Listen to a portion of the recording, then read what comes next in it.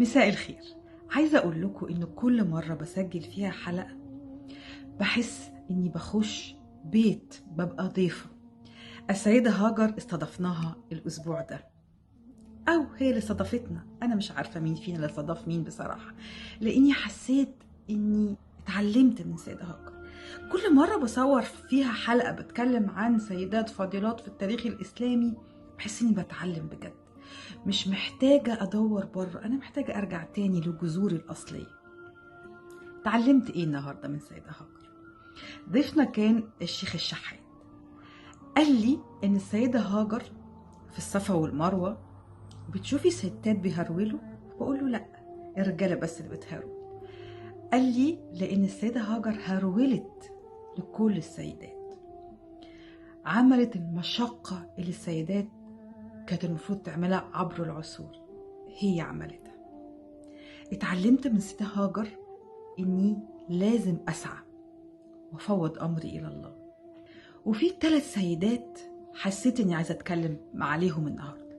السيدة الأولى اللي جوزها بيسيبها ويسافر.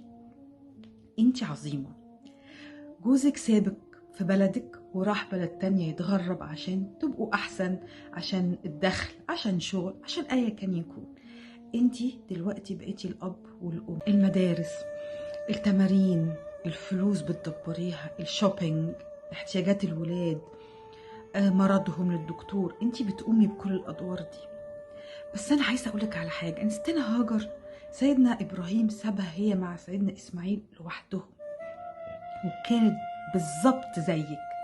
حصل ايه؟ التاريخ خلدها لغايه النهارده في الصفا والمروه احنا بنمشي على خطواتها. ممكن تيجي تقولي لي مفيش معجزات دلوقتي، انا مش مرات نبي، انا مرات واحد عادي.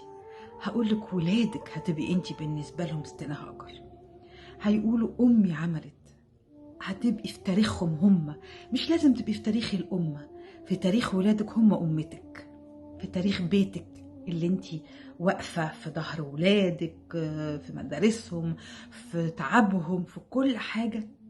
انتي ب100 راجل بس انثى. عارفه يعني ايه راجل بس انثى؟